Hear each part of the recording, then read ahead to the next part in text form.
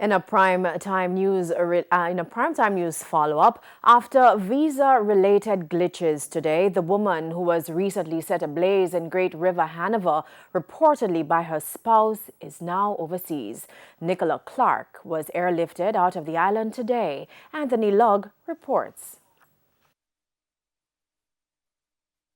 Midday on Thursday, it seemed impossible.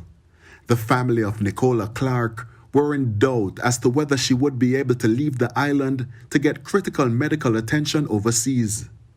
This as there were some glitches.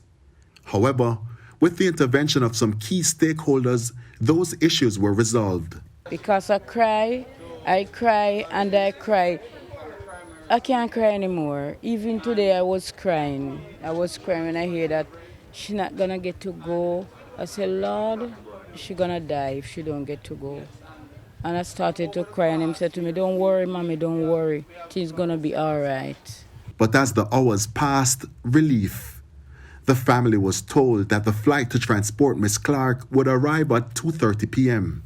The ambulance that is expected to transport Miss Clark from the Cornwall Regional Hospital to the Sangster International Airport here in Montego Bay, St. James, is expected to get here within the next 25 minutes. About 3 p.m., the ambulance with a medical team from Doctors Hospital in Augusta, Georgia in the United States pulled into the Cornwall Regional Hospital.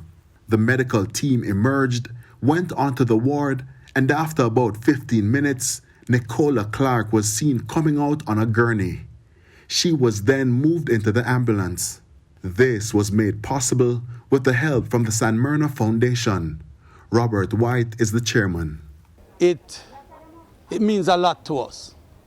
And it's emotional, even to just talk about this story, to see her laying down, the pain that she said she's going through.